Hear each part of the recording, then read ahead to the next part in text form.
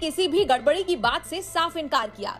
साथ ही कहा कि ये जो पूरी कहानी है ये कोचिंग इंस्टीट्यूट्स द्वारा गढ़ी गई है, जिन्होंने उम्मीदवारों से CBT 2 यानी अगले स्टेज की प्रिपरेशन के लिए पैसा तो ले लिया, लेकिन जो उम्मीदवार CBT 1 में पास नहीं हुए उन्हें वो कोचिंग वाले अब समझाने में असमर्थ हैं।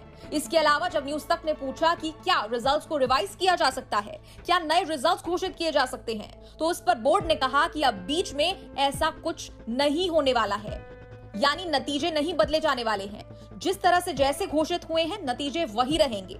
साथ ही रेलवे रिक्रूटमेंट बोर्ड ने अब एक नोटिफिकेशन को जारी करते हुए छात्रों द्वारा उठाए गए इन मुद्दों पर पॉइंट वाइज सफाई दी है। सबसे पहले बात कर ले कट ऑफ के मुद्दे की। रेलवे ने कहा कि कट ऑफ नॉर्मलाइज स्कोर के बेसिस पर प्रिपेयर की गई है, जो कि आमतौर पर रॉ स्कोर से ज्यादा होता है।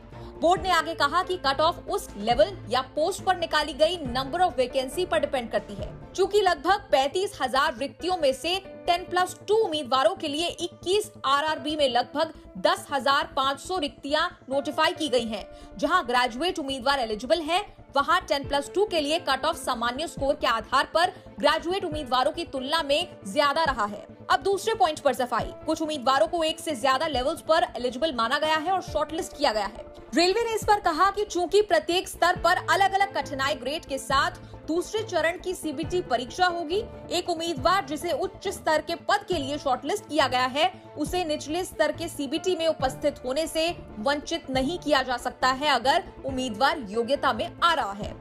तीसरा आरोप, पहले 10 कैंडिडेट एक पोस्ट के लिए लड़ता था, लेकिन अब एक ही कैंडिडेट 10 पोस्ट के लिए लड़ेगा। इस पर बोर्ड ने कहा कि अंत में लगभग 35,000 अलग अलग उम्मीदवारों का चयन किया जाएगा और मेरिट और प्रेफरेंस के आधार पर केवल एक पद के लिए एक उम्मीदवार की नियुक्ति की जाएगी। इसका मतलब कोई पद रिक्त नहीं रहेगा, खाली नहीं रहेगा।